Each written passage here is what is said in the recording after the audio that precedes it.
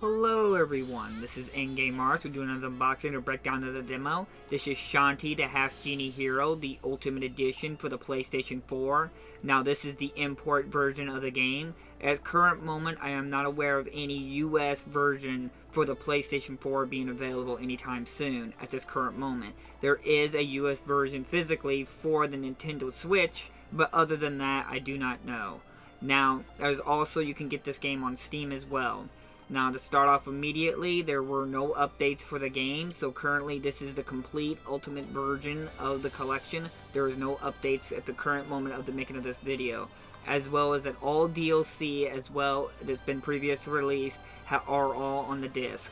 That's right, everything's on there. So this is pretty much the ultimate edition of the game, which I'm very proud to see them do this. Now, I've been with Shantae for quite a while, and I was greatly glad to hear that they were going to be re-releasing it with all the content. And I was very skeptical because of the redeem codes and stuff like that. But I remember when I covered the original vanilla version, I remember being very upset when you popped in that version. It had like a bunch of little indicators telling you that, hey, this will be available later. This will be available later. Look forward to this later. It was very upsetting because, as anybody who knows of buying physical versions or something like that or collecting, it's very aggravating to buy something and then being told, hey, we're not done yet.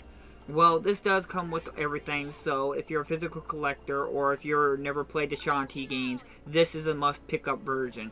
It stinks that it's only available as a PAL version right now. Hopefully maybe they'll do a US release version later down the line, but if not, remember the PAL version is available. As well as it comes with the art book, which is very nice, as well as the soundtrack. Now, the soundtrack is called the Risky Beats version, so I think has a bunch of the newer DLC music on there, not a lot of the original music from the vanilla version of the game, so bear that in mind.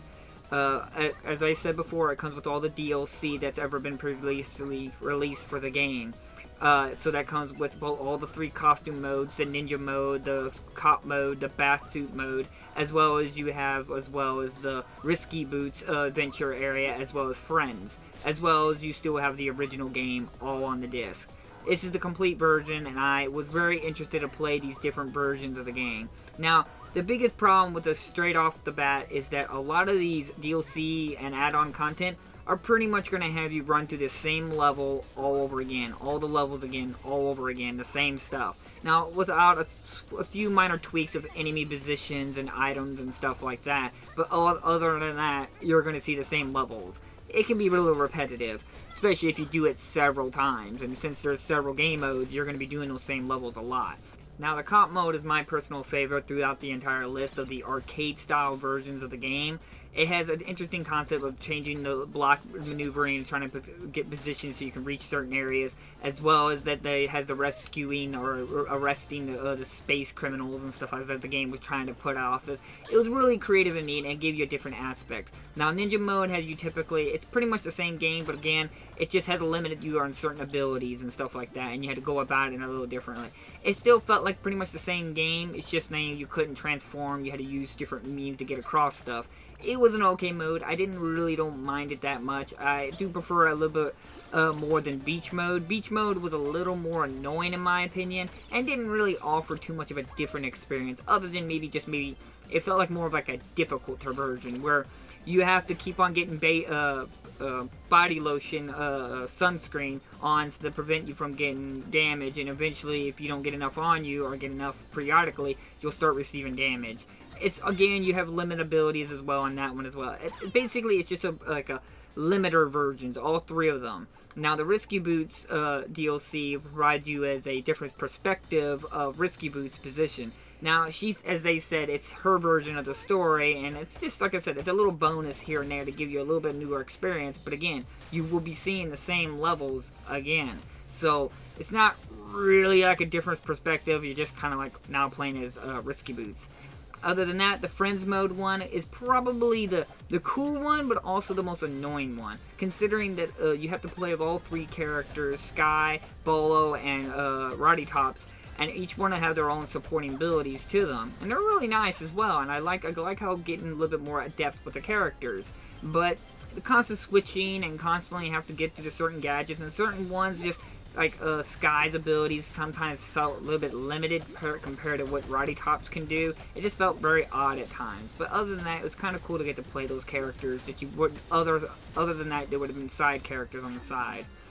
This is a good collection to buy if you're a complete collector like me, and I'm glad that they re-released it with all the DLC and updates on the discs. This is the best version of the game to get. If you want my opinion, pick it up. It's well worth your time. I'm glad they re-released it, but I'm still a little disappointed that they had all this DLC and content and they didn't release it begin day one like that. It's just, I'm just sad and aggravating that this is the future now, that we release games with one mode on it and then we'll say, hey, we'll get to the other modes later. It's just very aggravating, but at least they'll re-release it and put it all on the disc. That's all I at least ask. Just put it on the disc, for please. But other than that, I do recommend this version here. If you never played Shantae, this is the must-pick-up version here. It gives you a great amount of content to play, as well as it gets you a good amount of fan service as well. I can only imagine the amount of adult content artwork that these guys get at this the development side of this team.